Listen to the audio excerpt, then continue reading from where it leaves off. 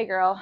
Okay, so I'm gonna go through some deadlift things with you. Hopefully you can hear me over my HVAC. I have my little, oh my God, my content microphone on.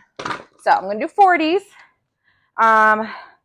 because I feel like it's easier to show correct movement with heavier weights, or like really utilize the areas, whatever. I just got done working out, so my brain is like, anyways, okay. So I'm gonna do 40s. I'm gonna show you from the front and the side.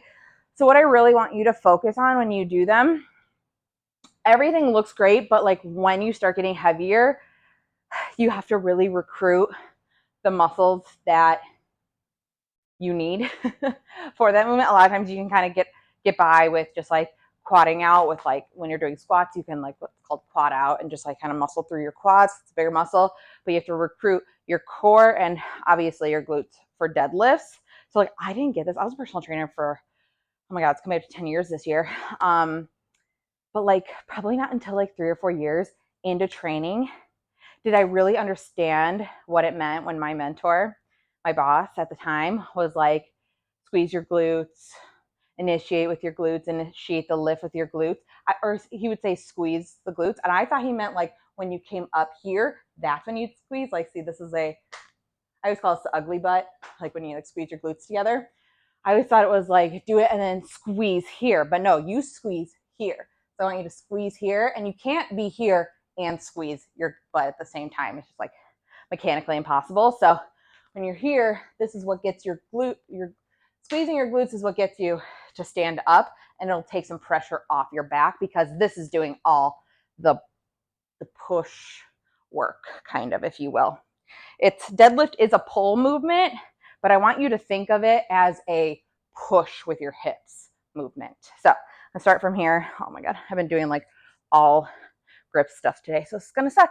Okay, so when I pick up, just like a little tip, I put my feet together so I can use like my knees and shins and feet together to kind of like bring it up so I don't like have knocked knees. I don't know, it's just like a tip that I do. And then I set, so here, and then I have my arms more to the side, maybe like 45 degrees, slightly more to the side, and then initiate back with the glutes. And then here's where you squeeze. Okay, so back, squeeze. I'm doing all glute recruitment here. So down, squeeze. I don't feel anything in my back. It's all glutes. So here, hips back, squeeze.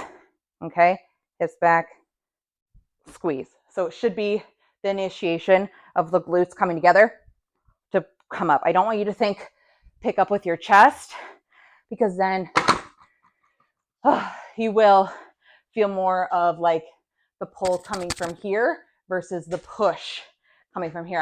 I want you to think of push forward with your hips and use your glutes to initiate. Does that make sense? I feel like I'm kind of like talking in circles. So when you're here, ugly butt, squeezes to stand. Your standing should be here, not here, which I didn't see. Just kind of want to throw that out there.